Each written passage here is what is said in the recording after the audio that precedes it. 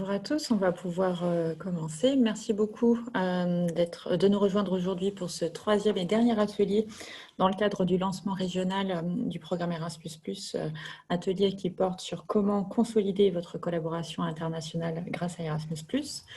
Ce lancement a été préparé par la plateforme projet européen d'EPE Bretagne avec le soutien du réseau régional des développeurs et du Conseil régional de Bretagne, et il est principalement destiné à la communauté académique bretonne.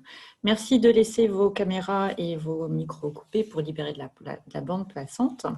Je m'appelle Hélène Ranou-Boucher, je suis accompagnée par mes collègues Anne-Sophie Refloc et Gaëlle Hamon. Nous sommes tous les trois de la plateforme Projets européens de Bretagne. Nous avons le plaisir d'accueillir dans cet atelier Mathilde Bégron, responsable du pôle enseignement supérieur à l'agence Erasmus+ France, qui va nous dire quelques mots dans un instant, et 4 témoins. Olivier Gauthier, qui est porteur d'un master conjoint en biologie marine à l'UBO-IUM, Elena Lugli et Josefa de la Rosa Cantos, qui nous parleront du projet de capacity building intitulé Poncho, dans lequel l'Université de Bretagne Sud est partenaire. Et nous accueillons également Uni Sarkberg, voilà, désolée Uni par avance, qui est de l'agence Erasmus+ norvégienne, qui nous fera part de l'expérience norvégienne en matière de synergie entre les projets de recherche et les projets Erasmus+. Merci à tous d'être présents parmi nous aujourd'hui. Je vais tout de suite céder la parole à Mathilde Bégron pour qu'elle puisse nous dire quelques mots. Mathilde ? Oui, merci de cette invitation pour introduire l'atelier, dire quelques mots, vous replacer quelques enjeux, quelques mots-clés. Et sur ce sujet de comment consolider une collaboration internationale grâce à Erasmus+, vous verrez des exemples de projets et aussi ma collègue que je salue fortement de l'université norvégienne, enfin de l'agence Erasmus+ norvégienne qui viendront vous expliquer tout ça. Mais en introduction, en fait, je voulais commencer à vous montrer une vidéo. Une vidéo qui vous montre un exemple de plus, mais qui vous montre un exemple de comment et pourquoi exploiter la palette des opportunités Erasmus+, mais pas que, il y a d'autres financements européens pour nourrir votre débat par la suite. Mathilde, tu veux lancer ta vidéo ? C'est parti, normalement. Est-ce que vous la voyez, Hélène ? Oui, confirmes-tu ? Oui. Alors la question, ça va être le son. Je ne sais pas si vous allez l'entendre. Est-ce que vous entendez le son ? Non. Bien entendu, vous n'entendez pas le son, sinon ce n'est pas drôle. Alors, on va arrêter le partage et on va mettre paramètres vidéo. Eh bien, nous aurions dû faire un test avant de commencer cet atelier. Voilà, je me suis connectée Ça a marché trop avec les deux tardivement. vidéos des autres participants. C'est parfait, c'est parfait. Eh bien, c'est pas grave, je vais enchaîner parce que sinon on va perdre du temps et prendre du temps sur les interventions des autres intervenants. Donc, en gros, cette vidéo fabuleuse et formidable que vous retrouvez sur le site de l'agence vous montrer un exemple de projet. Il s'agit en l'occurrence d'un projet de l'école polytechnique de Nice, Sophia Antipolis, et le porteur de projet nous explique comment il a commencé par un master Erasmus Mundus sur les questions de l'eau. Il y a fort longtemps, puisqu'il a commencé dès 2005, et comment ce master Erasmus Mundus, il a consolidé son partenariat créé dans ce master Erasmus Mundus en s'appuyant sur ses partenaires de recherche, et en allant ensuite vers un partenariat stratégique Erasmus+, pour continuer à développer des ressources pédagogiques, tout en parallèle en faisant des demandes de financement, dont à l'époque c'était dans les autres projets de financement européen de recherche. Voilà.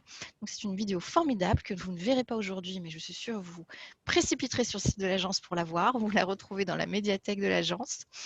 Je la mettrai peut-être en chat aussi tout à l'heure. Voilà. Et en gros, c'était une vidéo pour vous dire que les établissements, en fait, se saisissent effectivement d'Erasmus+ pour valoriser leurs partenariats de recherche préexistants et ainsi structurer et consolider leur réseau. Ce qui est, vous l'avez compris, si vous êtes dans cet atelier, si vous connaissez un petit peu Erasmus+, c'est à la fois des mobilités, des diplômes conjoints, des projets de partenariat liant formation, recherche, le monde de l'entreprise. Et ces projets Erasmus+ sont structurants. Ils sont structurants parce que quand vous êtes dans un projet Erasmus+, vous montez en compétences, vous, en tant qu'enseignant-chercheur, vous montez en compétence sur ces sujets de financement européen, votre environnement administratif aussi, parce qu'on sait que gérer un projet européen, ça a aussi des impacts sur la structure de l'établissement, et vous montez en compétence vos étudiants. Cette diversité d'actions Erasmus+, c'est trouver des partenaires, tester son partenariat, mais aussi identifier les combinaisons possibles entre les différentes actions Erasmus+. Je suppose qu'Hélène vous dira les actions Erasmus+ existantes, pour démultiplier les effets. Comment vous appuyez sur ces financements européens, Erasmus+ et autres, et j'irais même dire sur les financements régionaux, puisque vous êtes dans une région Bretagne qui finance aussi le montage de projets européens, pour arriver à votre objectif final, l'impact sur vos étudiants, l'impact sur votre recherche, l'impact sur votre établissement. Alors nous, on a l'habitude de dire que exploiter la palette des opportunités Erasmus+ et autres, Horizon Europe, le FEDER, les fonds nationaux et régionaux, finalement, ça relève d'une véritable stratégie d'établissement qui permet de démultiplier les effets des activités, garantir leur pérennité. Un projet Erasmus+, c'est dommage quand c'est juste un one-shot. Voilà. Il a duré 3 ans, c'était super, on s'est super bien entendu. On a des livres un peu intéressants, puis maintenant c'est fini. Et vous avez de toute façon mis trop d'énergie, trop d'envie, trop d'intention sur ce projet pour de toute façon, au bout de 3 ans, avoir envie d'arrêter. On le sait, un projet Erasmus+, c'est motivant, c'est du travail, on ne va pas se mentir, c'est ce que vont probablement vous dire aussi les témoins par la suite, mais c'est structurant et c'est motivant. Alors, ce qui devient intéressant, c'est de garder ça en tête, certes de vous concentrer sur un projet à déposer, une demande de subvention, mais peut-être aussi d'avoir une stratégie à plus long terme. Les financements Erasmus+, c'est 7 ans. Alors, tous les budgets européens sont sur 7 ans. Ce qui veut dire que chaque année, pendant 7 ans, vous aurez un appel à candidature qui, grosso modo, ne change pas d'une année sur l'autre. Ce qui veut dire que vous pouvez vous projeter. Commencer par une action la première année, se dire « j'attends la fin de mon projet » ou en parallèle de mon projet, j'ai d'autres idées avec mes partenaires, on peut déposer un autre projet. Erasmus, ou plutôt Horizon Europe si c'est plutôt recherche. Voilà. Comment dans votre objectif final, de montée en compétences de vos étudiants, de recherche, comment vous pouvez vous appuyer sur toute cette boîte à outils. Voilà, ce qui fait que cette démarche finalement n'est pas que financière, ce n'est pas que demander de l'argent à l'Union européenne, mais ça devient aussi une démarche stratégique. Mettre plusieurs actions en parallèle, mener plusieurs actions dans le temps en parallèle pour arriver à votre objectif final. Donc voilà, c'était ce message qui cadre bien dans cet atelier d'organisation en fait de votre stratégie, de la synergie. Voilà, on utilise le grand mot de la synergie des fonds de notre côté, mais qui a quelque chose de très concret pour vous. Donc voilà, je ne dirai pas plus de mots. Je sais que vous attendez surtout des exemples de projets. Je sais aussi que ma collègue norvégienne, Juni, va vous reparler de tout ça à la fin. Donc je vous souhaite un très bon atelier et merci de votre attention. Merci beaucoup, Mathilde. Effectivement, on va parler de beaucoup de projets. Merci beaucoup. Je vous repartage mon écran. J'espère que ça fonctionne. Voilà, magnifique. Merci beaucoup, Mathilde. Donc, on va aujourd'hui effectivement parler synergie possible avec les autres programmes et puis on va s'intéresser aussi à, tu as parlé de projets structurants, à 2 types de projets qui sont très très structurants. Les masters conjoints Erasmus Mundus, on verra qu'il y a une nouveauté vraiment très intéressante dans le nouveau programme Erasmus+, et on va aussi s'intéresser au projet de renforcement des capacités. Avant de parler plus en détail de ces projets, juste un petit rappel sur le programme Erasmus+. Tu l'as dit, il va durer 7 ans. Je rappelle que l'Union européenne a déterminé des priorités stratégiques que tous les appels vont reprendre et auxquels il faut répondre dans les propositions que vous allez déposer.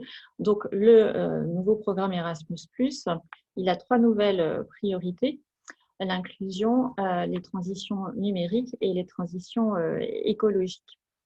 Donc, bien se souvenir qu'il faut respecter ces priorités.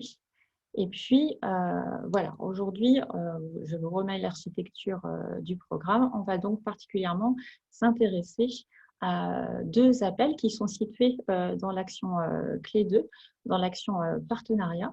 On va s'intéresser premièrement aux masters conjoints Erasmus Mundus qui sont regroupés désormais, ça aussi c'est une nouveauté, avec les universités européennes sous la bannière partenariat d'excellence. On sent bien là qu'il y a une ambition forte pour ces appels. Et puis on évoquera ensuite les capacity building, les renforcements des capacités qui sont regroupés avec les alliances de la connaissance sous les partenariats d'innovation. Juste un tout petit mot sur les alliances de la connaissance, vraiment très rapide parce que nous avons très peu d'informations là-dessus. Ce sont des projets qui visent à soutenir l'innovation et à renforcer les liens entre la recherche et l'enseignement supérieur et le monde de l'entreprise. Ce sont des projets à grande échelle, de grande envergure, qui doivent impliquer désormais au moins 2 établissements d'enseignement supérieur et 2 entreprises minimum. Mais voilà pour l'instant les informations que l'on a. Donc, on a choisi de se concentrer pour l'instant sur les masters conjoints Erasmus Mundus et les renforcements des capacités. Les masters conjoints vont vous être présentés par Gaëlle. Après, vous aurez un témoignage d'Olivier Gauthier. Donc, je cède la parole à Gaëlle. Bonjour, bonjour à tous et merci de vous être rejoints à nous pour cet atelier comment consolider une collaboration internationale avec Erasmus+. Et c'est vrai qu'effectivement, un master conjoint Erasmus Mundus, pardon, c'est vraiment un outil qui permet vraiment de renforcer une collaboration.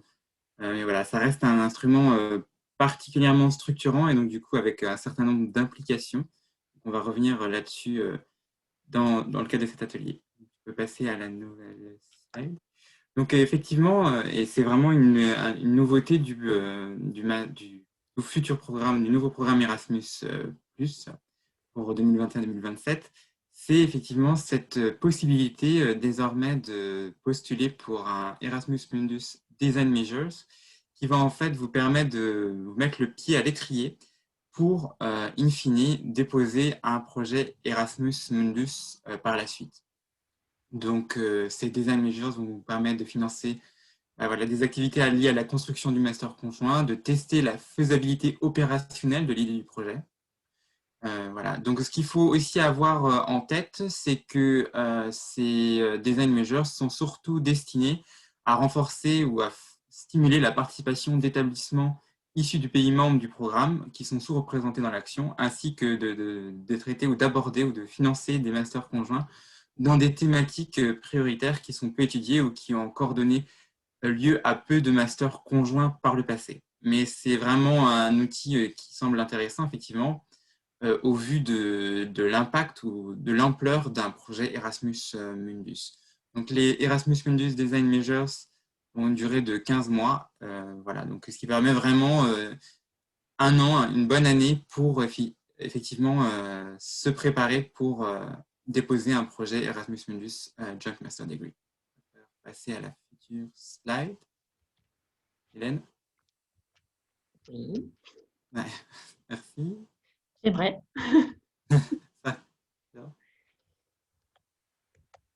Attends, je vais juste un instant. Désolée.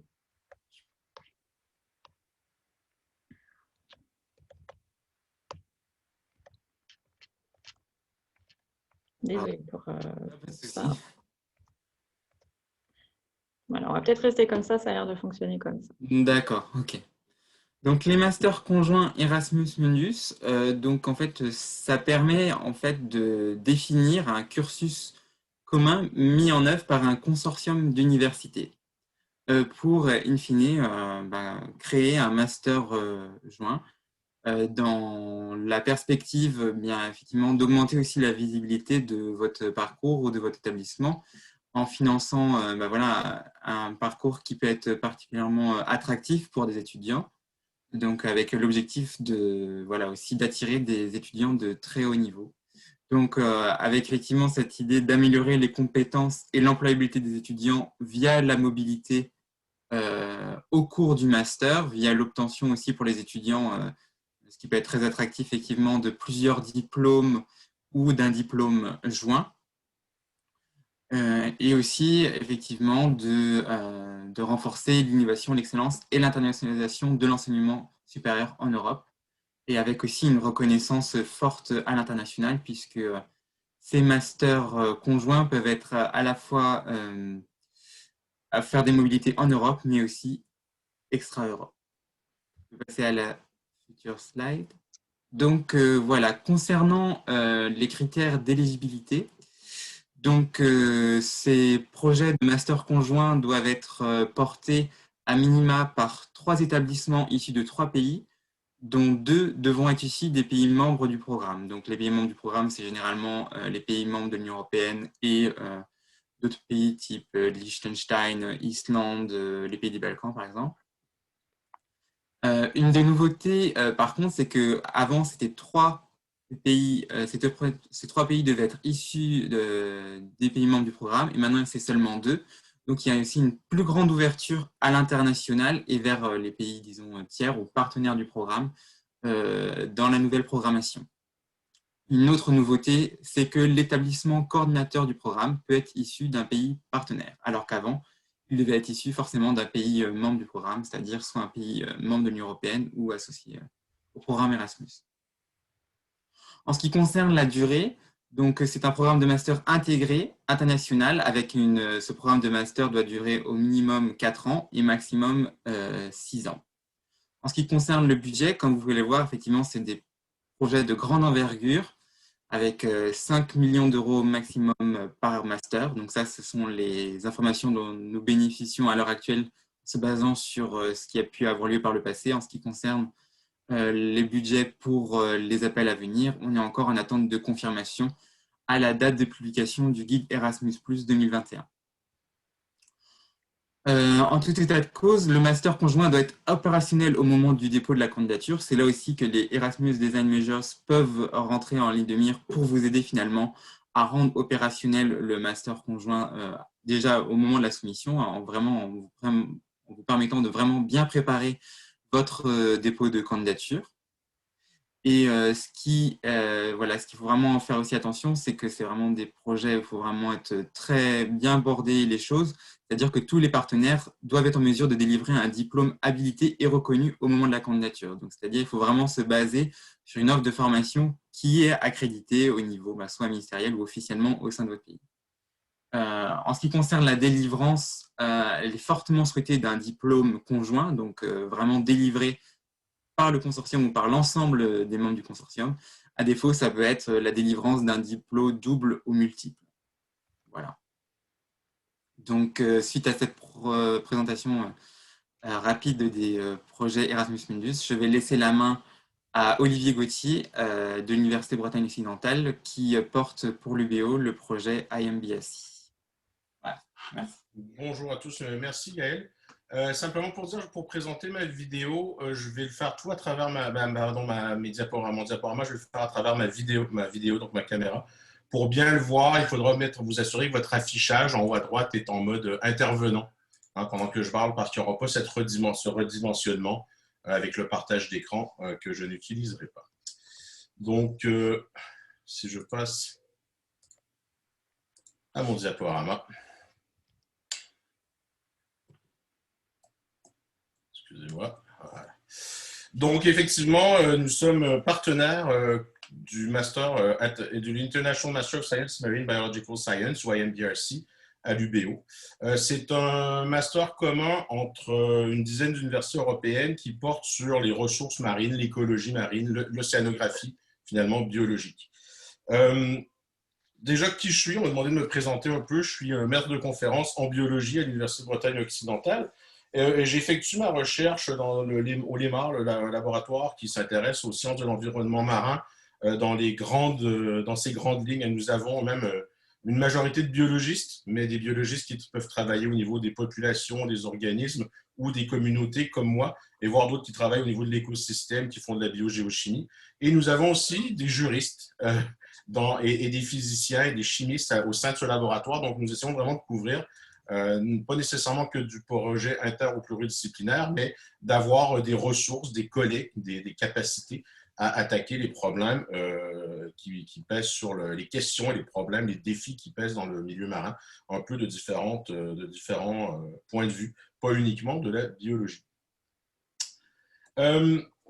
L'objectif de ce master commun, le grand objectif général, c'est de former des jeunes professionnels qui, justement, eux-mêmes, auront un socle en océanographie biologique, mais qui auront aussi un socle en sciences humaines reliées aux problèmes de la mer, que ce soit en économie, en droit ou en gestion de l'environnement, et donc qui seront eux-mêmes capables, à la sortie de ce master, de relever les défis qu'on retrouve aujourd'hui qui sont liés à cette exploitation, à la gestion, à la protection du milieu marin, et qui nécessitent, pour être abordés, justement, une compréhension, sinon d'être soi-même complètement capable de gérer plusieurs disciplines scientifiques en même temps, mais d'avoir une compréhension, un socle suffisant pour aborder ces problèmes de manière réfléchie et cohérente. C'est impossible si ces jeunes veulent aller travailler pour des organismes de protection, de gestion de l'environnement, ou d'avoir une formation uniquement biologique ou uniquement en droit ou uniquement en économie. C'est impossible, j'exagère, mais nous pensons qu'ils sont vraiment avantagés s'ils ont un socle fort en biologie, mais aussi un socle interdisciplinaire bien développé. Et forcément, au sein de ce master aussi, il y a des étudiants qui vont poursuivre leur formation au doctorat, en général dans des domaines beaucoup plus axés sur la recherche fondamentale en biologie dans ce cas-ci. Je vais vous présenter un petit film qui va présenter beaucoup mieux que moi. En fait, c'est moi en partie dans le film, ce programme, mais qui va mettre l'emphase sur un des points importants sur lesquels je reviendrai de ce type de programme, qui sont les activités communes, qu'elles soient de formation ou de présentation des résultats obtenus par les étudiants. Et notamment ici, c'est un symposium annuel qui regroupe les partenaires, donc les enseignants-chercheurs des différents partenaires, ainsi que les étudiants de première et deuxième année chaque année. En 2020, nous avons dû le faire de manière virtuelle, bien sûr, mais ce film que je vais vous présenter a été créé à l'occasion du symposium en 2019, donc le dernier qui a été fait en présentiel, qui avait été organisé justement à Brest. Donc, je vais juste faire un passage. Nous avons fait un test. Normalement, vous entendrez le film. Je fais juste une petite transition ici pour passer au film.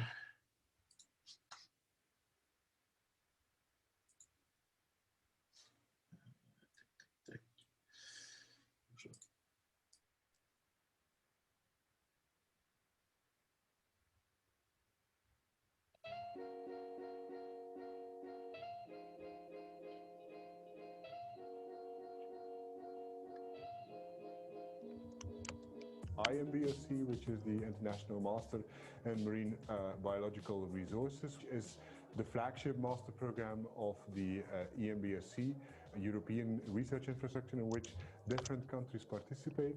And so this master program actually tries to educate students in the key domains of EMBRC.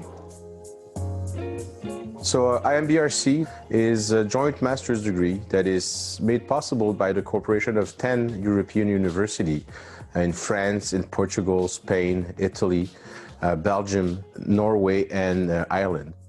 So we have students, about 90, 100 each year, from about 45, 50 countries around the world.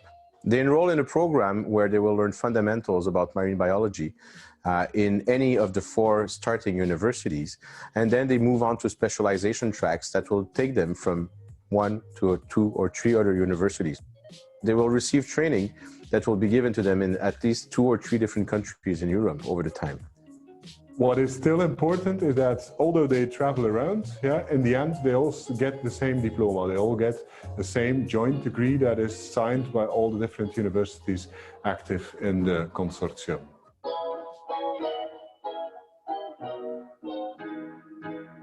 So this week we organized the annual symposium. So the annual symposium is the last week of the academic year. It was hosted at the Institut Universitaire Européen de la Mer, an internal school of the Université de Bretagne Occidentale in Brest, in France.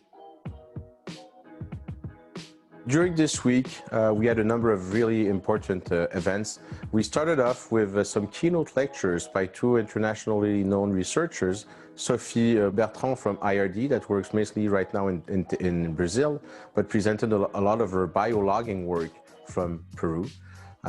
We then had Anne Van Russell, that has been working for many years in deep sea ecosystem, that talked to the students not only about the research itself, but by her implication as a scientist towards society and the issues we are faced with today.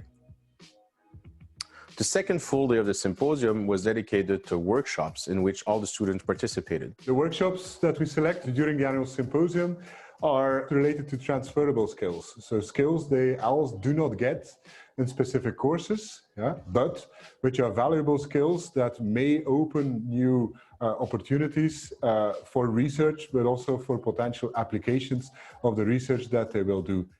We had 8 workshops parallel in the morning and the afternoon, in which students got hands-on experience with using, for example, Arduino or equipment and techniques to capture images of living organisms. But we also had the opportunity to discuss topics such as possible career paths as a marine scientist, marine litter, and other topics of relevance for their future careers. Monday and Tuesday evening were dedicated to the exhibitions from the first-year students that used diverse ways of showing us what they had done and learned from their professional practice internship. While many opted for the traditional poster and presentation of their work, a lot of them opted for different, more innovative ways like videos or games, quizzes.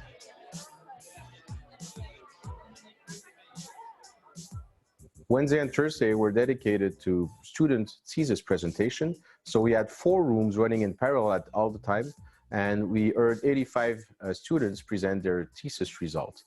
All thesis presentations are also streamed online, so it's not only the students that are here that do their things, but in total sometimes we have up to 400 or 500 people globally that are following the presentations.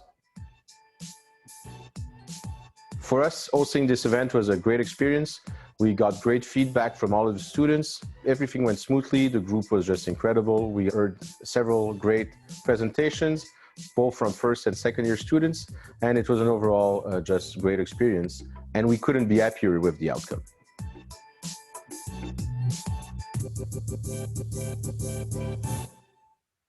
This degree was no small feat.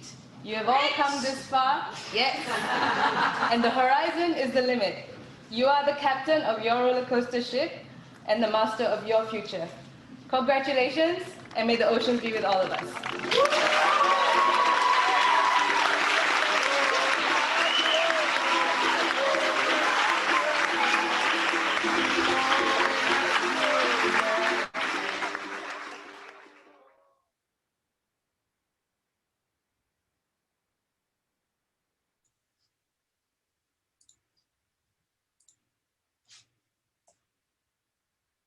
Donc, me voici de retour. Est-ce que vous m'entendez à nouveau bien? Très bien. Très bien. J'espère que le son, j'ai vu qu'au début, c'était un peu faible. J'espère que j'ai pu l'augmenter suffisamment. Donc, vous avez pu voir un certain nombre de points importants dans cette vidéo, la structure du programme, les impacts positifs pour les étudiants, je pense. Peut-être revenir brièvement sur certaines de ces notions. Donc, évidemment, un rayonnement incroyable pour l'établissement. Depuis la réalisation de cette vidéo et dans la nouvelle version du programme qui a été à nouveau financée par l'agence, nous avons ajouté un nouveau partenaire qui est l'Université de Göteborg en Suède. Suède où nous allions déjà pour une de nos activités communes, mais sans avoir de partenaire sur place. Et ça nous permet aussi d'ajouter une nouvelle voie de spécialisation dans la nouvelle mouture de ce programme. Pour nous, ça nous a permis de commencer à développer en biologie une offre de formation en anglais, ce qui est vraiment une source d'attraction potentielle importante pour aller chercher des nouveaux étudiants. Déjà, ce master commun nous permet d'aller chercher pour un semestre peut-être, mais des étudiants qui jamais ne seraient venus faire leur cursus à Brest. En ayant cette offre de formation en anglais, c'est plus facile pour nous d'avoir des étudiants qui viennent faire des mobilités courtes, mais c'est aussi plus facile pour nous d'avoir des chercheurs ou des professeurs invités qui viennent participer à nos formations sans la contrainte de devoir être francophones. Aussi, ça nous prépare pour d'autres projets européens dans lesquels nous sommes impliqués, que ce soit les universités européennes, dont nous sommes un membre partenaire des universités européennes de la mer, par exemple, où on va chercher à développer plus ces mobilités, entre autres au niveau de la licence. Donc, forcément, un développement, un renforcement des collaborations. Il y a des projets de recherche qui sont initiés, des projets de recherche qui sont développés à l'aide dans ce nouveau réseau de partenaires. Et pas que de la recherche, hein, il y a eu un appel extraordinaire l'été dernier de partenariat stratégique pour le numeric digital Digitalisation. C'était quoi? C'était en français, c'était la préparation au numérique suite à la crise de la COVID. Nous avons décidé en tant que consortium de déposer un projet, mais avec un seul partenaire par pays. Et l'UBO n'a pas été ce partenaire. On a décidé que ce soit Sorbonne, mais ce projet a été retenu. Donc, il y a des nouvelles choses qui apparaissent grâce à ce consortium. Important, ce qui est important, c'est nous délivrons un diplôme commun. Hein, c'est un seul diplôme. Donc, l'UBO délivre aussi ce diplôme commun, même pour un étudiant qui n'est pas passé du tout par l'UBO. Et ceci s'appuie sur le fait que nous avons défini un cursus conjointement pour nos étudiants. Et dans ce cursus, il y a des activités communes qui sont organisées finalement conjointement par l'ensemble des partenaires, des membres du consortium. Et ceci fait en sorte que nous avons une formation sur laquelle nous nous entendons pour délivrer un diplôme commun. Je pense aussi que dans ce programme, nous formons des citoyens finalement européens et extra-européens, parce qu'évidemment, avec un programme comme celui-ci, nous avons énormément de bourses complètes pour des étudiants qui viennent de l'extérieur de l'Europe que nous délivrons à chaque année aux meilleurs candidats. Et donc, nous formons ces citoyens qui ont un haut niveau de compétences, une ouverture sur le monde et un réseau finalement qui a été développé, un réseau de contacts développé à l'échelle européenne pendant leurs études par cette mobilité importante qu'ils ont eue.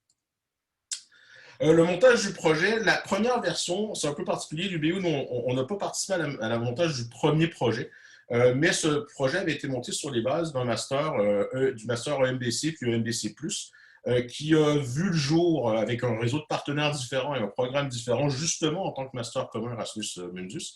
Mais nous avons intégré dès la première année effective d'IMDRC le programme et nous sommes devenus, nous avons remplacé comme université de premier semestre Sorbonne Université parce qu'il y avait des complications administratives. Depuis, nous sommes extrêmement impliqués et nous avons finalement beaucoup participé à l'élaboration du montage du projet. Donc, notre implication n'a pas été ici aidée par des financements d'aide type Booster Up, ONR, etc., pour la simple bonne raison que nous n'étions pas le coordinateur du projet et qu'il y avait déjà une source de financement identifiée par l'Université de Gand, notamment sur le budget courant de ce programme pour mobiliser les gens pour les réunions, pour le fonctionnement. Comment on a fonctionné sur le montage du projet? On avait la chance, en fait, pour la V2, d'avoir déjà un programme qui tournait et nous avons profité de nos nombreuses activités communes. On se retrouve au moins 2 fois par année, au moins certains des coordinateurs de manière physique, en temps normal, bien sûr, mais nous avons aussi chaque mois, à date régulière, tous les mois, nous avons un comité de pilotage qui est virtuel, hein, même avant la COVID, où, en fait, ces affaires sont traitées et donc, il y a une très bonne éthique de travail où ces réunions sont en général, il manque 1 ou 2 partenaires sur les 10, parce que parfois des obligations, des problèmes, mais donc c'est un groupe qui fonctionne, qui est très soudé, qui fonctionne très bien de ce côté-là. Les activités communes sont pour moi essentielles dans un programme comme celui-ci. Nous avons 3 activités communes importantes. Déjà, notre semestre 1, bien que les étudiants soient en temps normal, encore une fois, physiquement dans l'une ou l'autre des universités de départ, le programme de cours qu'ils suivent, à l'exception d'un cours qui est un cours de compétences transverses, qui peut être du traitement de la photographie ou de la voile ou de la plongée, c'est le même syllabus, c'est le même plan de cours sur lequel les partenaires sont entendus. Par contre, effectivement, forcément, chaque partenaire va le colorer avec ses compétences et ses exemples locaux, mais c'est le même programme d'études qui va être suivi, peu importe l'université qui est choisie. Ceci nous a permis, et ça c'est un truc super intéressant, je trouve, de décider en avril dernier pour un peu survivre en tant que programme basé sur une mobilité intra-européenne, de développer conjointement à l'échelle du consortium un semestre à distance complet, ce qui impliquait quand même de développer en 4 mois 5 cours à distance avec des outils numériques et autres. Et ceci n'a été possible que parce que chacune de ces UE, chacun de ces cours a été monté à l'aide de professeurs, d'enseignants-chercheurs de plusieurs partenaires. Le cours que moi j'ai coordonné dans ma spécialité de traitement de données en biologie, en fait, nous avons été 5 principalement personnes de 4 partenaires du consortium qui ont monté ce cours-là de toutes pièces. Donc, ceci n'aurait pas été possible. Moi, je n'aurais pas pu monter un cours numérique tout seul à distance pour subvenir à ce problème-là. Et donc, par exemple, nous, on a adapté comme on a pu localement à l'UBO notre enseignement à distance avec les conditions actuelles. L'école de terrain, une école de formation à la recherche par la pratique de la recherche, où normalement, on se retrouve en Suède avec un groupe d'une 50aine d'étudiants et 10 enseignants qu'on répète 2 fois, vu notre volume. Et en 10 jours, en fait, on amène les étudiants de l'étape où on se pose des questions de recherche jusqu'à la rédaction d'un rapport et d'une présentation orale, en passant par toutes les étapes de la recherche, donc le plan d'expérience, le plan d'analyse et la rédaction, les analyses, etc. Et finalement, le symposium annuel, dont je ne parlerai pas plus, que vous avez vu dans le film que je vous ai présenté. Donc finalement, c'est ce que j'ai envie de vous raconter là-dessus. Simplement une photo de notre première cohorte qui a obtenu son diplôme IMBRC, donc je vous rappelle à Brest. D'ailleurs, cette vidéo et la vidéo que je vous ai présentée démontrent qu'en Bretagne, il peut faire extrêmement beau. Il a dû faire plus de 25 degrés et un grand soleil toute cette semaine-là. Donc, pour moi, ce type de collaboration, ce n'est que du positif. Il y a forcément des moments où c'est tendu. Et la plus grosse difficulté, c'est parfois les contraintes de calendrier entre les différents États, ou ne serait-ce que vous pouvez penser les horaires, si vous voulez, la coordination des temps où les gens sont en vacances ou au travail peut faire en sorte que certaines activités sont compliquées parfois pour certains partenaires de s'y impliquer complètement. Mais en général, la plus-value est tellement grande que ça vaut la peine. De l'autre côté, par exemple, on a toujours des gens qui sont prêts à donner un peu de leur temps de vacances pour participer à un tel programme. Donc voilà ce que j'avais à vous raconter là-dessus. Merci beaucoup. Merci pour cette présentation extrêmement riche et très intéressante. Merci. Sans transition, on va passer au capacity building. Donc, les projets de renforcement des capacités. Donc, ces projets de renforcement de capacité, on a vu tout à l'heure que tout projet Erasmus+, devait respecter des priorités stratégiques de l'Union européenne. À ces priorités stratégiques s'ajoutent également des priorités pour l'enseignement supérieur et on sait que la priorité de l'internationalisation des établissements d'enseignement supérieur va rester. Qui dit internationalisation, dit coopération avec les pays partenaires et c'est là qu'on entre directement dans le cœur des capacity building. Un capacity building, ça permet des actions de coopération universitaire pour soutenir la modernisation des systèmes d'enseignement des pays partenaires de l'Union européenne. Donc, c'est des projets qui visent à structurer les systèmes d'enseignement hors Union européenne en réponse à des priorités régionales et nationales. Ce sont des projets assez complexes.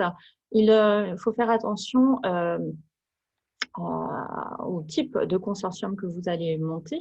Les consortiums peuvent varier selon que vous décidez de renforcer les capacités d'un seul pays, par exemple le Vietnam, ou si dans le même projet, vous voulez cibler plusieurs pays, mettons le Vietnam et la Thaïlande. Donc là, vous allez avoir différents types de consortiums. Ce qui est intéressant avec les capacity building, c'est que vous pouvez vraiment avoir une palette très large de pays partenaires. On a vu déjà que les pays membres du programme, ce sont les 27 États membres de l'Union européenne, plus quelques pays tiers que vous retrouvez listés ici. Juste une petite parenthèse, le Royaume-Uni n'est plus un pays programme de l'Union européenne. Et sur la droite de l'écran, on vous a remis pour information, puisque vous êtes toujours en attente d'informations dans le guide Erasmus+, qui n'est pas publié, la liste, l'ancienne liste des pays. Vous voyez que les pays partenaires possibles sont plus de 150 et qu'ils sont classés par région. Pourquoi est-ce qu'ils sont classés par région? Parce que ça dépend en fait de l'instrument financier qui est utilisé pour financer la région, le capacity building dans cette région-là. La particularité des capacity building, c'est qu'ils ne sont pas financés sur le budget général Erasmus, mais via les instruments de la politique extérieure de l'Union européenne, ce qui explique en partie ce classement par région. Et l'autre raison qui explique ce classement par région, c'est aussi le fait que la Commission européenne a des priorités différentes en matière de politique extérieure selon les régions. Donc, faire attention au nombre de pays que vous voulez aider, faire attention aussi aux priorités qu'a déterminées l'Union européenne pour là où les régions. Pour aujourd'hui, actuellement, on sait que les priorités globales de l'Union européenne en matière de politique extérieure concernent là aussi l'environnement, le numérique, la gouvernance, la croissance durable, la sécurité et la paix. Au-delà des différents types de consortiums, il y a différents types de capacity building. On avait jusqu'à présent des projets conjoints et des projets structurels. Les projets conjoints permettaient d'apporter des changements dans l'établissement ou dans les établissements de vos pays partenaires. Les projets structurels, eux, avaient un changement, un impact plus large puisqu'ils venaient apporter un changement sur le système national de votre ou de vos pays partenaires. Donc, vous le voyez, différents consortiums, différents types de capacity building, des projets assez complexes, mais qui sont très impactants. À l'heure actuelle, on sait que ce qui va être privilégié dans le prochain programme Erasmus+, c'est les projets structurels. On nous annonce le maintien des capacity building ordinaires et aussi l'apparition d'un capacity building plus facile à mettre en œuvre de manière à faciliter l'accès à cette action aux primo-demandeurs. Donc voilà, un petit tour rapide sur ces capacity building. Vous retrouverez ici quelques informations pratiques. Ce sont des projets de 24 à 36 mois en règle générale. Toujours la même réserve, on attend le guide Erasmus+, qui peuvent avoisiner 1 million d'euros au maximum. Ce sont des projets qui permettent de financer des coûts de personnel, des frais de voyage, il y a beaucoup, et de séjour, il y a beaucoup de mobilité possible dans un capacity building, évidemment, des frais d'équipement, mais pour le pays partenaire, et un peu de frais de sous-traitance, et un cofinancement est attendu. Une dernière mention, avant d'entendre Elena et Josefa. Le coordinateur peut être soit un pays du programme ou un pays partenaire, et même il est assez conseillé que ce soit le pays partenaire puisque c'est le but même des capacity building, c'est faire monter le ou les pays partenaires en compétences et moderniser l'enseignement supérieur chez eux. Voilà, j'espère que je n'ai pas été trop rapide sur cette question-là. On va maintenant entendre Elena et Josefa qui ont un capacity building intitulé Poncho et dont l'UBS est partenaire. Elena, Josefa, je vais vous laisser la parole désormais. Merci beaucoup. Vous m'écoutez bien? Oui. Bien? Très bien. Je vais partager mon écran jusqu'au moment. D'abord, merci à vous pour l'organisation de cet atelier et pour nous inviter à participer. Merci à tous les participants aussi. Et d'avance aussi, merci pour votre patience avec mon italo-francophone, italo-espagnol français. Donc, comme Hélène a dit, on va partager maintenant quelques pratiques et quelques expériences qu'on a vécues au long de l'implémentation du projet Poncho, qui c'est un projet de capacity building approuvé en 2015 pour l'internationalisation des universités périphériques de l'Amérique latine grâce à l'intégration durable et à la mise en œuvre inclusive des bureaux de relations. On va expliquer un peu ce que tout ça signifie, mais d'abord, je vais vous présenter ma collègue, elle est Josefa. Elle est la coordinatrice du bureau de coopération du vice-rectorat de l'internationalisation et la coopération de l'Université de las Trois Gran Canaria, où je travaille comme projet manager. Et donc, je vais laisser la parole à ma collègue parce qu'elle puisse vous expliquer comment est né le projet Poncho et comment a été un peu le processus d'arriver jusqu'à ce projet qui a été un projet assez intense, long, avec beaucoup d'activités, de résultats, et dont je vais vous parler plus tard. Bonjour, merci à tous. Donc, comme disait Elena, et un peu en suivant les instructions qu'on a reçues, un peu vous expliquer comment est-ce qu'on est arrivé depuis l'université de Las Palmas à obtenir le projet Poncho. En fait, le centre dans lequel on travaille est né en 2006 à peu près, et il travaillait surtout en appuyant des initiatives personnelles de chercheurs dans le domaine de la coopération au développement. Et on avait surtout des fonds locaux, des fonds du gouvernement des Canaries. Avec la crise en 2008, avec la crise économique, on s'est rendu compte qu'il fallait qu'on commence un peu à diversifier ces fonds parce qu'autrement, on n'allait plus pouvoir financer en fait ce genre d'activité. Et donc, on commence à ce moment-là à se tourner un peu plus vers l'Europe. C'est vrai qu'aux Canaries, on a énormément de fonds FEDER. Donc là aussi, on commence à travailler avec les fonds FEDER et on découvre un peu avec l'ancien programme Tempus et Erasmus Mundus. Donc en fait, à partir de 2012, on arrive à un peu à une croisée des chemins où au sein du Bureau des relations internationales, on commence à avoir une certaine formation, on commence à avoir des contacts dans certains pays. Et on essaye de présenter des projets de Tempus qui sont en fait les anciens capacity building.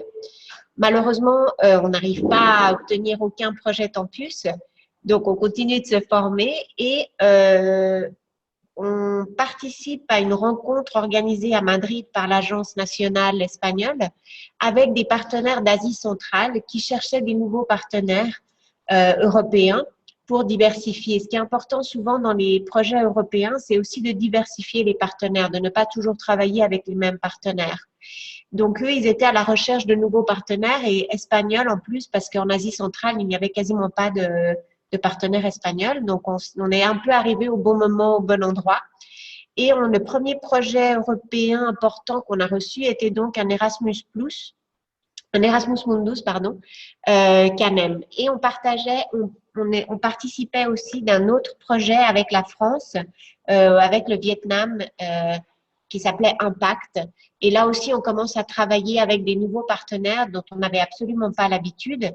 Et surtout, on commence à apprendre comment fonctionnent des fonds européens décentralisés, donc qui se décident à Bruxelles, qui se gèrent depuis Bruxelles, à différence des fonds FEDER qui se gèrent au niveau national. Donc, grâce à ces Erasmus Mundus, à notre courbe d'apprentissage aussi dans les projets européens, lorsque se lance le nouveau programme 2014-2021, on essaye de présenter en fait un maximum de projets qui étaient permis à l'époque, qui étaient 3 projets. Et donc, on présente 3 projets. Poncho avec l'Amérique latine, Revet avec l'Asie, qui vient du projet Impact, et Mind, qui vient du projet CANEM avec l'Asie centrale. Et là, on a la chance, en fait, que les 3 projets sont approuvés. Et donc, plus après un strategic partnership au niveau national, UNICA, où aussi participe l'UBS. Donc, on se retrouve en 2015 avec 4 projets européens comme chef de rang. Et donc là, on commence vraiment à croître au niveau du Bureau des relations internationales à ce niveau-là. Et donc, bon, après, en 2016, on en gagne 2 autres. En 2017, un autre. Et en 2017, et là, c'est un peu, on a entendu plusieurs fois au long de cet atelier, il y a un changement au niveau de la direction de l'université et il y a un changement au niveau de la stratégie institutionnelle. Et depuis, on n'a plus rien gagné. Mais bon, c'était un peu, donc, en tant qu'université, ce qu'on a appris ou ce qui est important, c'est surtout en fait cette courbe d'apprentissage. C'est important et je crois qu'on l'a vu aussi dans l'exemple du Joint Master Degree qui a été présenté avant. Présenter un projet de ces caractéristiques du jour au lendemain, c'est quasiment impossible. Il faut vraiment avoir une courbe d'apprentissage, il faut que l'institution soit prête, il faut qu'il y ait tout un réseau d'universités partenaires qui participent avec vous. Et donc, il faut pour ça aller à des formations, il faut participer à des tables rondes, à des ateliers. Il faut vraiment commencer à se bouger au niveau européen ou international pour pouvoir présenter ce genre de projet. Après, c'est vrai que si je devais recommencer un peu toute cette aventure, on a fait un changement au niveau de l'institution justement en 2014-2015 où on a commencé à présenter surtout des projets institutionnels et on a un peu oublié les chercheurs. Et je pense que ça a été une erreur. C'est important que les chercheurs participent de ces projets. Il est vrai que dans des capacity building, c'est un peu plus difficile qu'ils participent parce que c'est des projets qui sont souvent plus éloignés de la recherche ou de l'enseignement, comme peut être un Joint Master Degree. Mais je pense que c'est important de pouvoir inclure un maximum de chercheurs et de professeurs dans ces projets de capacity building. Et là, je pense que nous, on n'a pas su bien faire ce lien en fait entre l'institutionnel ou les personnels de service au niveau du rectorat et les chercheurs. Et là, je pense que c'est quelque chose qu'il faudrait pouvoir améliorer. Après, comme on l'a déjà entendu aussi au long de l'atelier, c'est très important de bien analyser les fonds. Maintenant qu'il va y avoir les nouveaux appels d'offres, c'est important de bien lire les priorités, de bien analyser également là où il va y avoir plus de fonds. Et des fois aussi, c'est intéressant de prendre certains risques. Il y a certaines universités qui se dédient simplement à aller dans des pays partenaires où personne ne veut aller. Par exemple, un des projets que l'on a gagné, on a inclus la Syrie ou la Libye, pardon. Donc évidemment, inclure des pays aussi compliqués, ça donne une valeur ajoutée au projet qui le rend beaucoup plus compétitif. Donc là, si on arrive à être un peu imaginatif au niveau de la proposition, ça augmente les chances de succès. Et l'appui institutionnel est nécessaire. Évidemment, il faut que l'institution veuille et soit prête, car comme j'ai entendu également avant dans l'atelier, obtenir un projet européen de ces caractéristiques, c'est pas simplement les personnes qui travaillent directement dans le projet qui vont se voir impliquées, mais il y a toute une structure de l'université qui doit être impliquée et ça va demander du travail en amont et qu'il faut que l'institution soit prête. Donc, ça, c'était un peu pour vous expliquer comment est-ce qu'on est arrivé à obtenir ce projet Poncho. Donc, ce projet Poncho, en fait, a été approuvé en 2015 lors du premier appel à candidature de Capacity Building. Il avait comme date de commencement le 1er janvier 2016 et la fin en 2019. Donc, c'était un long projet de presque 1 million d'euros.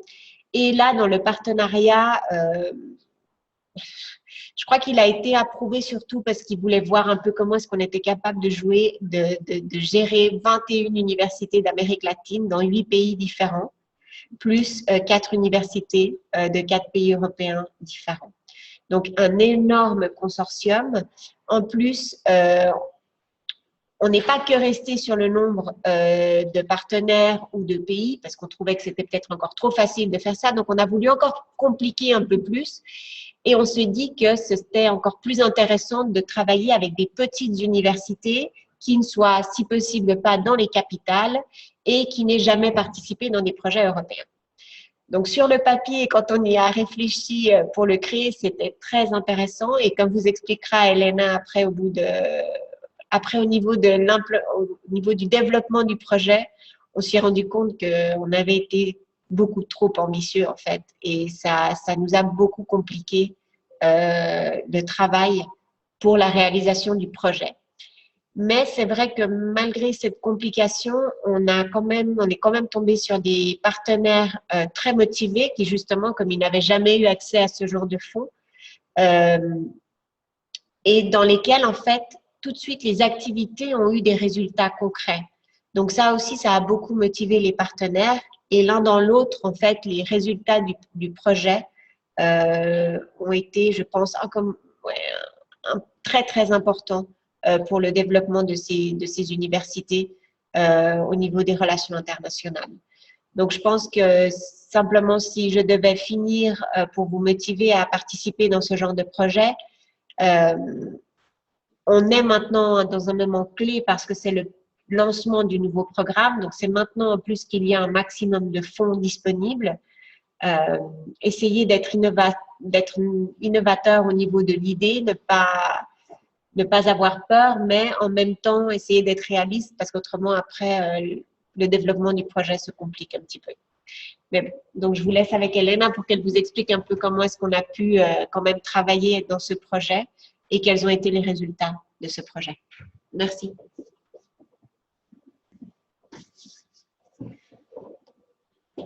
Bon, on va voir maintenant un peu la structure du projet. Vous allez voir maintenant. Donc, comme elle a expliqué, ma collègue, ça c'était un peu la structure générale qu'on avait pensé d'abord quand on a pensé au projet, quand on l'a dessiné. Et l'objectif général du projet, c'était de promouvoir l'internationalisation des universités périphériques et ultra-périphériques de l'Amérique latine. Comme elle a expliqué, on a choisi des universités qui pas seulement étaient dans des zones rurales des pays avec lesquels on était en train de travailler, mais aussi qui avaient différents très hétérogène niveau d'internationalisation. Dans les processus d'internationalisation, c'était très différent parmi les différentes universités qu'on participait dans les projets. Et on a fait ça à différents niveaux.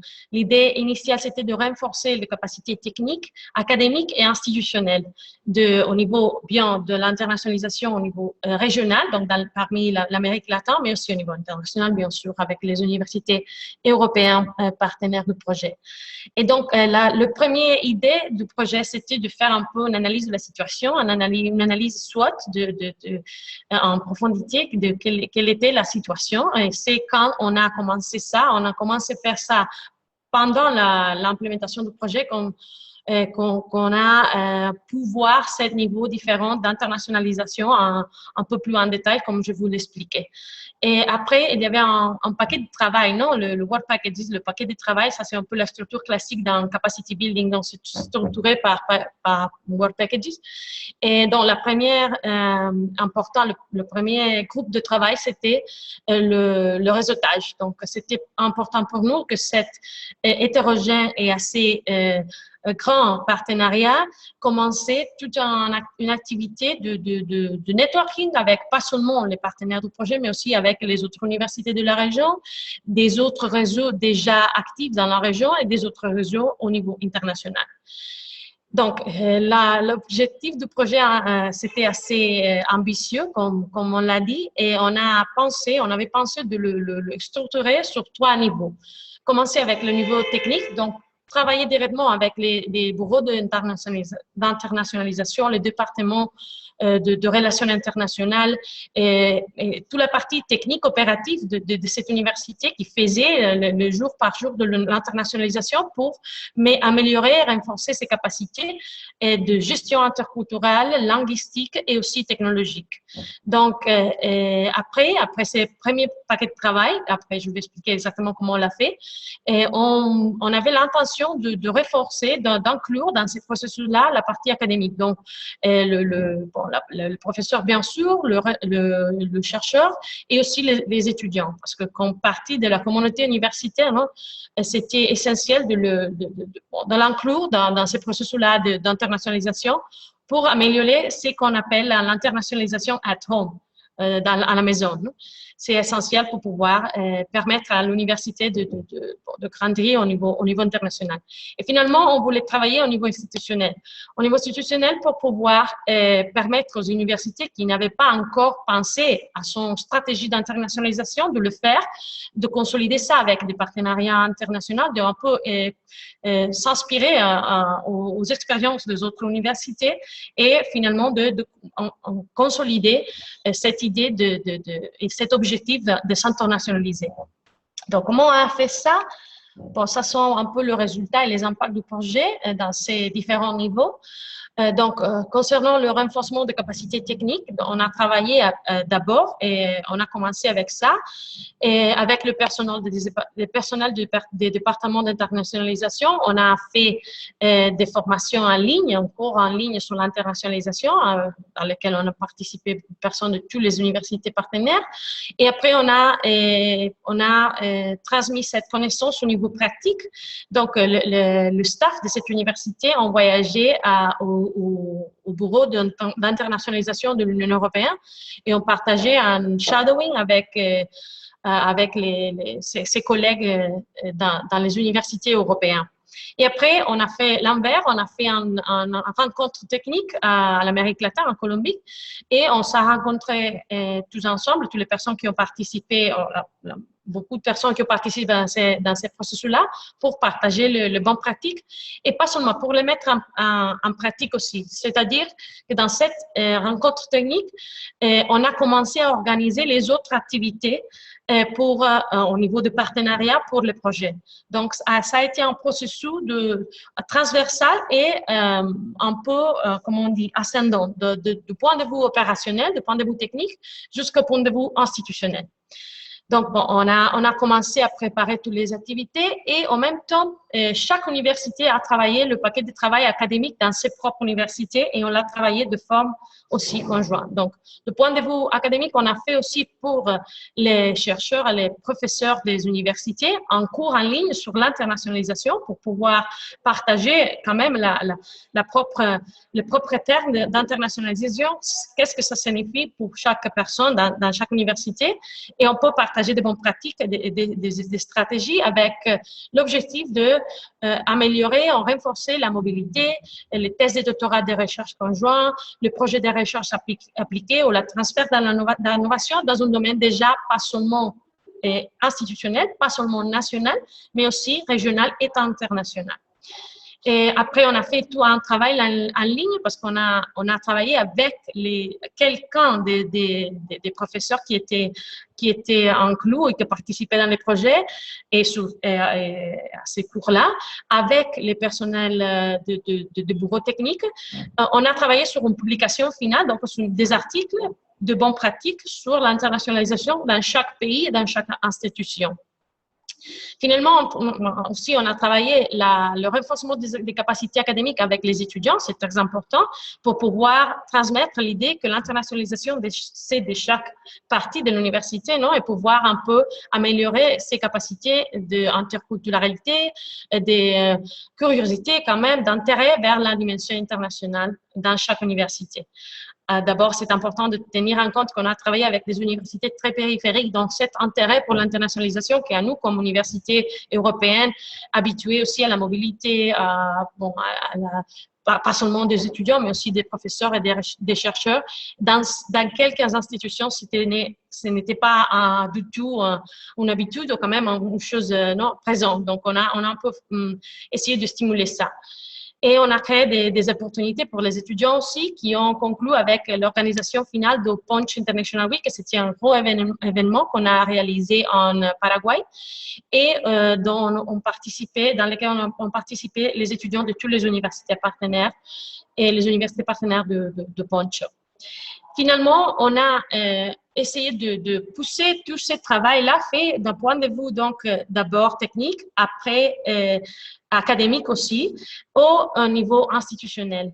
Et ça a été un processus assez intéressant parce qu'il y avait des universités qui avaient déjà une stratégie d'internationalisation, mais il y avait des autres qui n'avaient quand même un département ou une stratégie d'internationalisation. Donc, avec ces processus et au long des années de développement du projet, l'intérêt a amélioré et beaucoup des universités n'ont pas seulement créé son stratégie d'internationalisation, mais ont signé déjà des accords bilatéraux ou multilatéraux pour faire des activités conjointes, des projets conjoints et tout ça, ont augmenté et amélioré son visibilité digitale sur les réseaux, et sur les pages web et tout ça, que c'était une chose avec quelqu'un des universités avec lesquelles on travaillait assez important et assez pas encore développé. Il y avait des universités qui quand même n'avaient pas encore son propre page web dans des autres langues, tout ça. Et on a travaillé la préparation des événements internationaux qui étaient organisés par les départements techniques avec la participation de la partie académique, mais à la dimension internationale. Donc, on a réalisé différents info days, différents foires. Et chaque université a fait des événements pour la recherche internationale, sur la mobilité internationale, pour visibiliser toutes les initiatives qui ont été mises en place pendant les années. Donc, ça a créé un très bon mouvement de création d'événements et de visibilité, non, dans la maison et aussi au dehors au niveau international. Les plans stratégiques, bien sûr, quelques universités a créé, quand on n'avait pas avant, son propre plan d'internationalisation.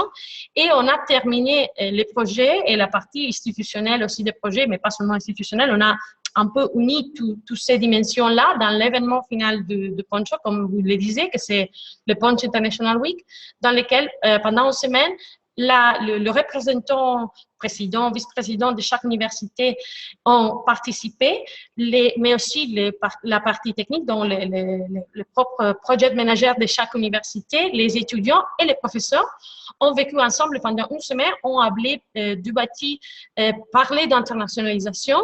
Et dans cet événement, on a célébré la conférence des présidents et des vice-présidents de Poncho et on a lancé officiellement le réseau Poncho, qui s'active maintenant et qui a le but d'améliorer encore ce processus d'internationalisation, promouvoir la formation des autres partenariats pour des autres projets ou initiatives d'internationalisation conjointe et un peu continuer et donner le cadre de durabilité du projet à toute cette initiative-là. Donc, les résultats ont été assez. Et aussi, on a appris beaucoup dans le chemin. On a, comme disait ma collègue, on a fait des élections et on a un peu appris des leçons au long de toutes ces années. Et bon, on les partage ici avec vous pour pouvoir, parce qu'ils puissent vous aider dans la préparation de votre projet auparavant. Donc, d'abord, on a fait cette analyse de la situation et c'est très utile de la voir avant même de signer et présenter les projets parce qu'on a découvert beaucoup de choses pendant les projets même qu'on un peu fait un peu plus compliqué notre capacité d'améliorer certains processus. Comme on l'a déjà parlé beaucoup de fois, on a un partenariat assez hétérogène et nombreux. C'est bien sûr, ça enrichit le projet et multiplie les résultats, mais aussi c'est très compliqué de gérer dedans le formule et le temps de l'Union européenne et des projets Erasmus+. Donc, c'est un équilibre sur ça, c'est très intéressant d'essayer d'avoir. Et c'est très intéressant d'avoir un formule et accorder ça convenir ça avec les partenaires, un formule pour mesurer les impacts, les indicateurs d'impact, parce qu'ils soient réels. Et on a fait cet exercice un peu pendant les projets, un peu plus en profondité, et on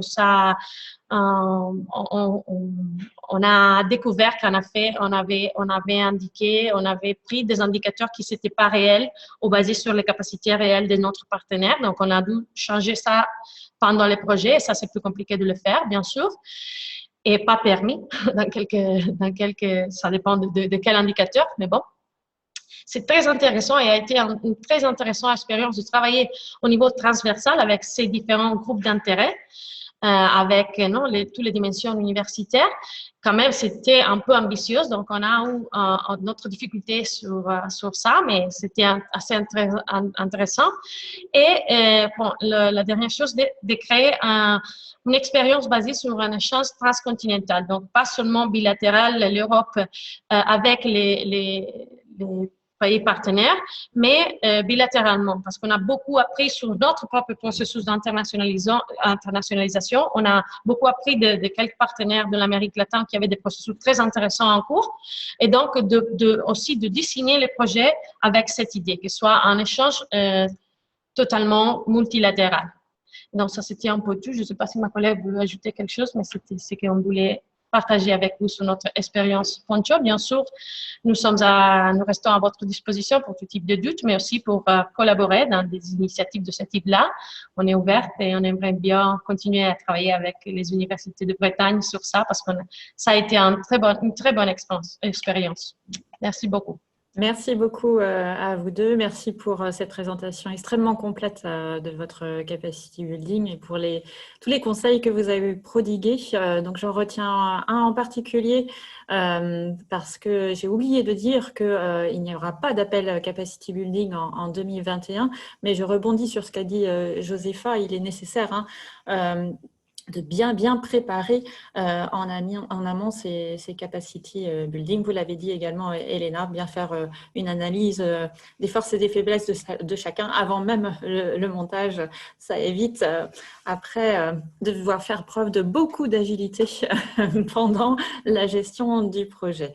On va recevoir maintenant d'autres conseils de la part de l'agence norvégienne Erasmus+, sur les synergies entre les programmes possible. Donc, l'agence norvégienne qui est présente par l'intermédiaire d'UNI et qui a mis en place déjà depuis longtemps des réflexions sur ce thème des synergies qui est un peu le leitmotiv des nouveaux programmes cadres, tant de recherche que de formation. Il faut réussir désormais à coupler projet de formation et projet de recherche. UNI, je vous cède la parole tout de suite. Bonjour à tous, j'espère que vous voyez bien ma présentation maintenant. C'est bien, et merci d'être invité. C'est toujours pire d'être la dernière et je vois bien qu'on a déjà presque à l'heure pour terminer, mais j'ai eu la possibilité de continuer un peu plus et je vais essayer de ne pas parler trop long, mais c'est quand même, je pense que ça correspond bien de ce qui a été présenté déjà. Et même si moi, je veux parler sur un niveau plus supérieur et aussi montrer un peu des expériences qui sont un peu typiquement de Norvège, qui n'est pas forcément liées aux instruments financiers de Erasmus+ et Horizon. J'espère que vous comprenez bien aussi mon français. Ce n'est pas parfait parce que je n'utilise pas très souvent, mais je vais faire mon mieux. Si je fais des fautes, j'espère que vous m'excusez. OK, bon, juste très court, je travaille pour DICU, qui est, en fait, il fallait l'écrire parce que le nom c'est tellement difficile et je vais le dire en anglais, c'est Norwegian Agency for International Cooperation and Quality Enhancement in Higher Education. Rien de, nothing more and nothing less. En fait, en bref, c'est DICU. En fait, on est un peu la comparaison entre Campus France et l'agence Erasmus+ à Bordeaux. C'est pour ça que je connais bien Mathilde Bertrand qui a commencé cet atelier aujourd'hui. Nous, tout d'abord, on contribue au développement de la qualité de l'enseignement supérieur et aussi l'enseignement professionnel supérieur norvégien. Et aussi de renforcer la coopération internationale et dans tous les niveaux de l'enseignement, pas seulement un enseignement supérieur, mais tout le début de crèche jusqu'à adult learning. Et on a beaucoup de financements différents pour le développement de l'innovation, la coopération internationale et ainsi que l'apprentissage numérique. Je pense que c'est le bon terme pour digital learning. Et on est en total à peu près 140 collaborateurs. Le bureau principal, c'est à Bergen. Donc, j'étais ravie de voir le projet Erasmus Mundus au début, qui avait l'Université de Bergen comme partenariat. Et j'ai l'expérience aussi de travailler avec Erasmus Mundus auparavant. OK, un peu pour comprendre un peu le contexte politique, parce qu'en Norvège, on a toujours été trop concernés, bon, c'est-à-dire depuis 2014, de créer des synergies entre recherche, l'enseignement supérieur et ainsi que innovation. Et maintenant, on a 2 stratégies gouvernementales en cours et en parallèle, c'est-à-dire que c'est une personne responsable dans notre ministère d'enseignement supérieur et recherche qui est engagée dans les 2 processus. Donc, elle a les yeux pour la recherche ainsi que l'enseignement supérieur. Et en même temps, on est en train de réviser le plan de long terme pour la recherche et l'enseignement supérieur qui va durer jusqu'à 2028. Et toutes ces stratégies, bien sûr, suivent un peu les vagues de l'Union européenne aussi, même si nous, on a peut-être commencé un peu plus tôt pour voir et créer des instruments sur lesquels je vais vous parler maintenant.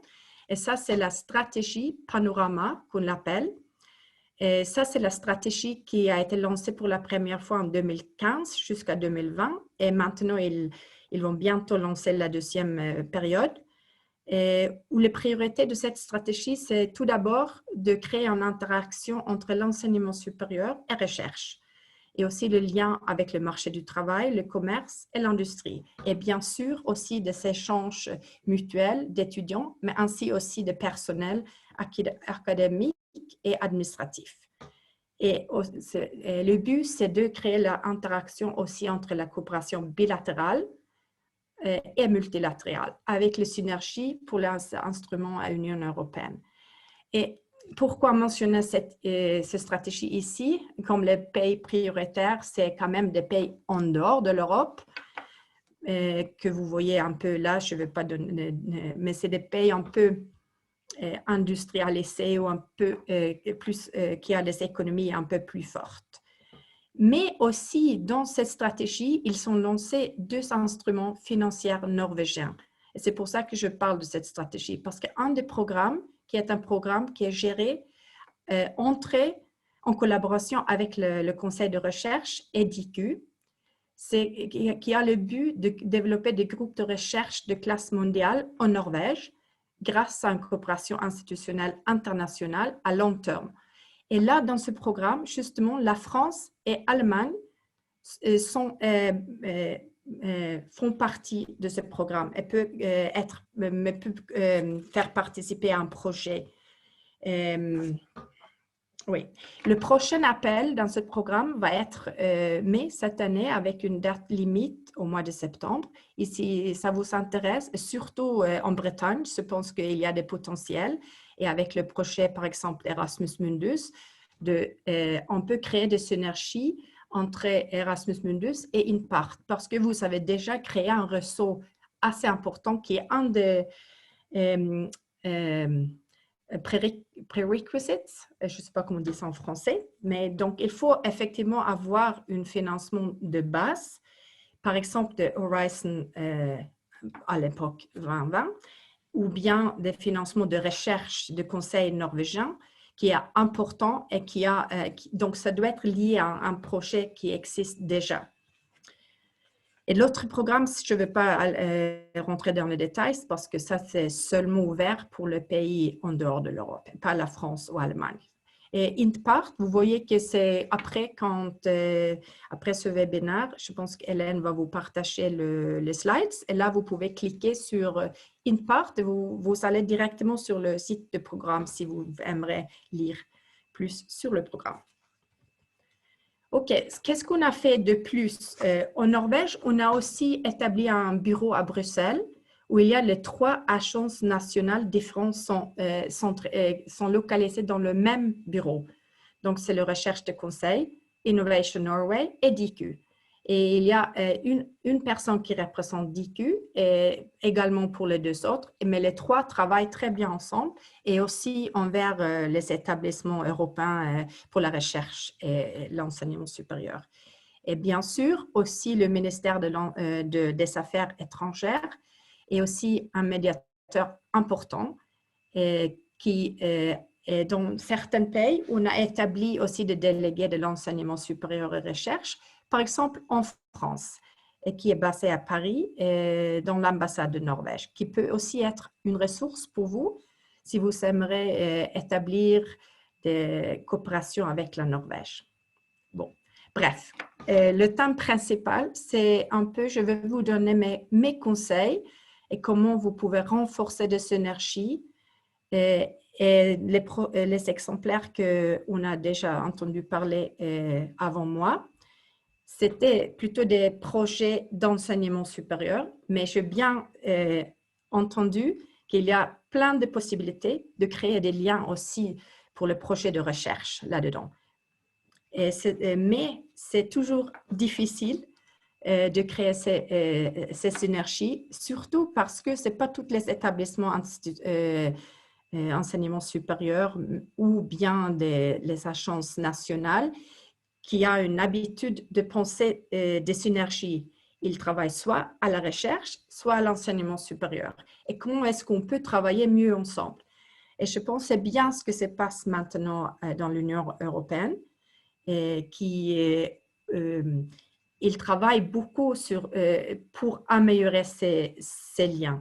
Et comme vous voyez aussi, par exemple, European University, je ne vois Alliances Networks, je ne me rappelle jamais le bon terme, mais là, une partie de ces programmes va être basée dans le Horizon Europe. Donc là, déjà, ils ont commencé à penser et voir les nécessités de voir ce challenge. Et je sais aussi que la France travaille beaucoup sur le même challenge. Donc déjà, vous avez de la chance comparé à plusieurs d'autres pays. Mais c'est vrai qu'il faut en travailler toujours.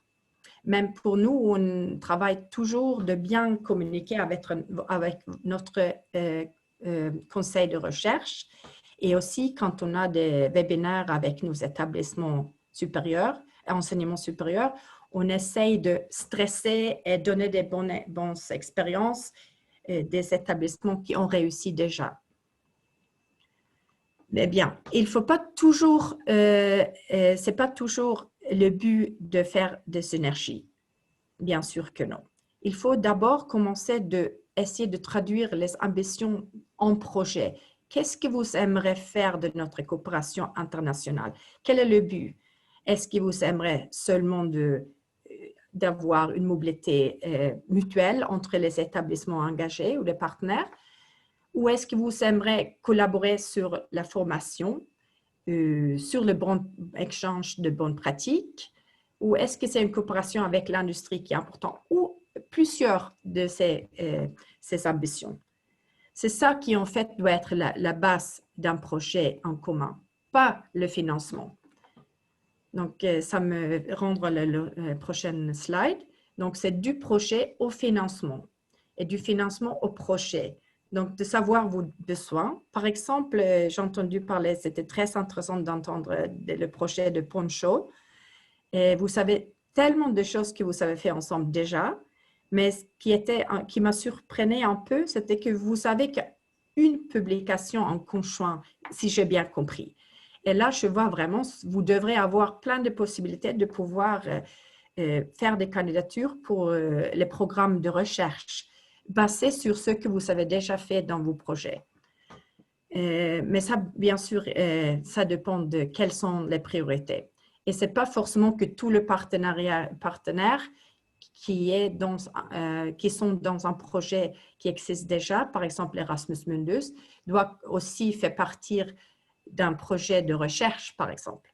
Vous pouvez choisir aussi de nouveaux partenaires, mais c'est bien d'utiliser ce que vous avez déjà créé et en point de départ de ça, vous pouvez créer quelque chose qui est lié et qui donne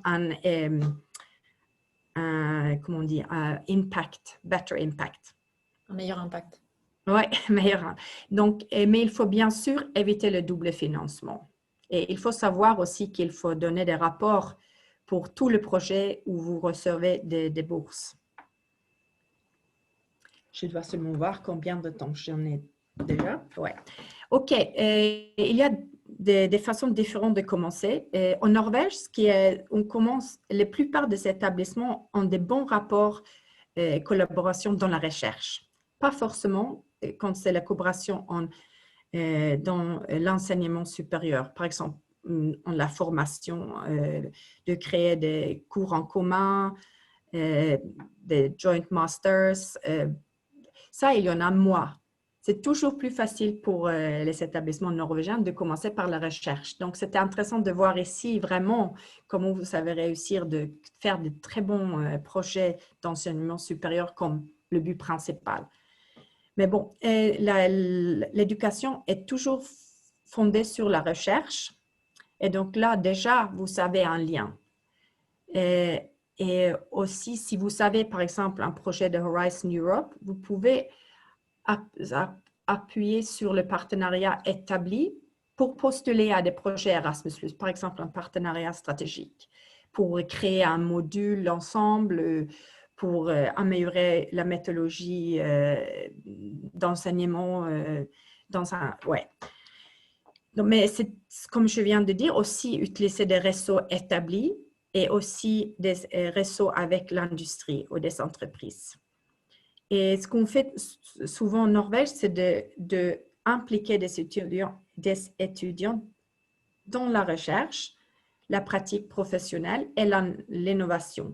Souvent, dans le InPart, par exemple, le partenariat, les activités qu'ils aimeraient faire ensemble, c'est souvent les summer schools, field courses. Donc, c'est des activités en commun où ils peuvent être ensemble, tout le partenariat, les personnels académiques, ainsi que les étudiants et les chercheurs. Et des étudiants peuvent être de bachelor au PhD, au doctorat et master. Donc, c'est une façon de vraiment créer des réseaux ainsi que de mettre des étudiants travailler avec le chercheur qui font la formation plus intéressante et plus relevante. Et aussi, si on réussit en même temps d'intégrer les entreprises, ça donne un impact encore meilleur. Et si on commence avec Erasmus+, on voit souvent que c'est la mobilité. Bien sûr, là, on commence parce qu'on aimerait faire la connaissance avec ces partenaires potentiels. Et là, comme vous voyez, on peut aussi compris les doctorants qui donnent déjà un point de départ pour faire une recherche en commun. Et par exemple, maintenant, je ne connais pas les bons termes pour les nouvelles actions dans Horizon Europe, mais je pense que c'est quelque chose comme RISE, par exemple, qui est dans 2020. Et donc, c'est la mobilité du personnel et des enseignants. Et en Erasmus+, vous savez, on a 2 jusqu'à 60 jours. Et ça, c'est un seuil bas. C'est facile pour les établissements de commencer avec ça. Et dès qu'on commence à se connaître, on peut bien commencer à développer les partenariats et des alliances. Et même, ça pourrait être plus facile des fois de commencer avec un projet de recherche en commun. Mais comment combiner les deux? Par exemple, pour la mobilité, plus de personnes peuvent tirer profit et apprendre de la coopération en cours. On a des stages de travail et stages. Et souvent, les bourses d'Erasmus, c'est plus facile d'obtenir. Et ce n'est pas vraiment si facile dans le projet de recherche. Et on peut aussi appliquer RISE, comme je viens de dire, sur la base d'Erasmus+. Et aussi de combiner, comme je vais vous parler après, d'un projet qui ont réussi de combiner plusieurs financements différents sous la recherche ainsi que l'enseignement supérieur. Et un des projets que j'aimerais parler, c'est ce qui s'appelle Global Science Opera. C'est une coopération innovative internationale qui est un résultat de plusieurs petits projets qui ont commencé en 2014. Et la coopération a commencé par le projet Comenius. Un instant. Implementing creative strategies into science teaching. Donc, ils ont voulu voir comment ils pouvaient mieux enseigner dans une manière plus interdisciplinaire. Et après, ils ont continué à établir un programme de formation des enseignants global qui s'appelle Galileo Teacher Training Program. Donc là, ça, c'était financé plutôt par des financements de recherche. Et après, ils ont créé un programme d'apprentissage à distance. Et un des messages du responsable de Norvège, qui est Oded Ben Horin, qui travaille à Western University College of Norway, c'est de commencer avec un projet partenariat stratégique pour développer une nouvelle pratique d'enseignement en méthodologie Ensuite, continuer avec un projet de recherche avec l'objectif de faire la recherche sur cette méthode ou pratique, par exemple.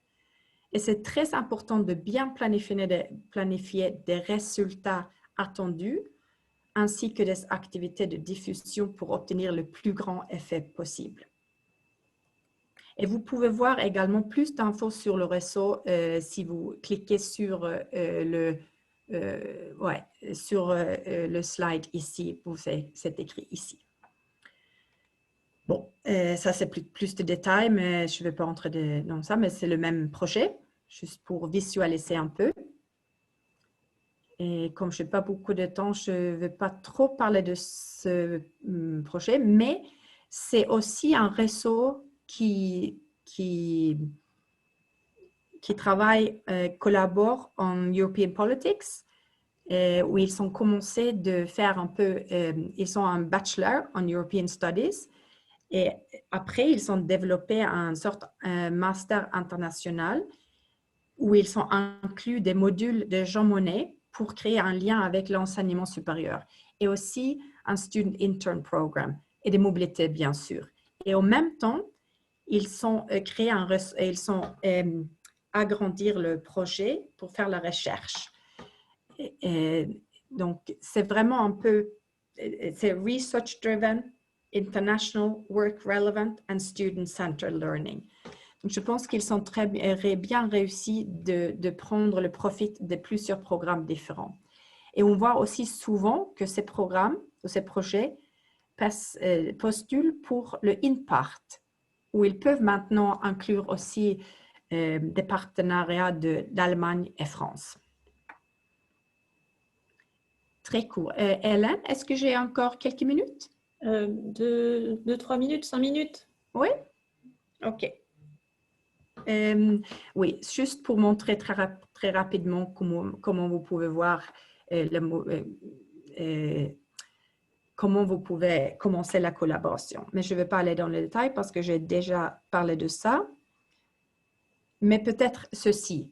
Par exemple, si vous savez déjà un Innovative Training Network, ou je ne sais pas comment ça va s'appeler maintenant, et par ce Innovative Training Network, vous pensez aussi de créer un partenariat stratégique par intermédiaire de Erasmus+, où le focus est plus sur l'enseignement. Et là, vous pouvez, comme je viens de dire de ce projet de HVL, c'est de recherche conjointe fondée sur la formation. Et comme ça, vous créez un triangle de la connaissance et qui fonctionne. Et là-dedans, bien sûr, vous pouvez aussi avoir des financements de mobilité, soit d'étudiantes ou bien de personnel académique ou administratif. OK. Le dernier slide, c'est important, je pense, de toute façon, de créer des outils pour comprendre les synergies. Et je connais bien que, par exemple, en France, l'Université de Bordeaux, ils travaillent beaucoup dans cette manière de créer des outils. Et ce slide, je viens en fait de prendre de ma collègue Jennifer Borde de l'Université de Bordeaux, qui a en fait suivi ces conseils.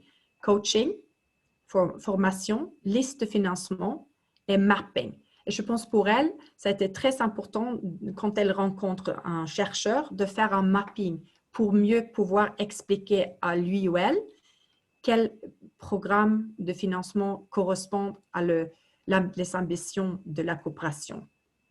Donc ça, je sais qu'il y a toujours plein d'établissements qui n'arrivent pas à penser dans cette manière, en Norvège ainsi que dans le reste de l'Europe aussi. Mais je pense déjà dans ce qu'on voit dans l'Union européenne maintenant, on va voir, ça va être plus facile de créer les synergies dans l'avenir. Bon, merci de votre attention et excusez-moi de prendre trop de temps, mais j'espère quand même que ça vous a apporté quelque chose. Merci beaucoup, Uni. Non, c'était vraiment très, très intéressant. Et merci. Et pardon de vous avoir un petit peu pressé. Je crois que l'heure est assez avancée. Je ne vois pas de questions dans le chat. Je vais laisser Anne-Sophie me dire s'il y en a. je ne vois pas de questions dans le chat. D'accord. Donc, juste un petit point sur les soutiens mobilisables possibles en Bretagne. Oui, alors je vais aller assez rapidement. Je pense que voilà. En tout cas, merci déjà à nos témoins, parce que vraiment c'était très intéressant d'avoir vos retours. En ce qui concerne donc les soutiens mobilisables en Bretagne, donc comme vous l'avez compris, ces appels à projets sont quand même des appels à projets plutôt très structurants, qui demandent des réflexions un peu sur le long terme, qui se préparent sur peut-être plusieurs mois, voire plusieurs années, qui demandent beaucoup d'échanges. Donc effectivement, c'est des projets qui ne se montent pas tout seuls, pas tout seul dans son coin. Je pense que ça vaut vraiment la peine là d'associer le plus de ressources possible. Donc effectivement, n'hésitez pas à solliciter vos services supports, à la fois vos services relations internationales ou alors la DPE.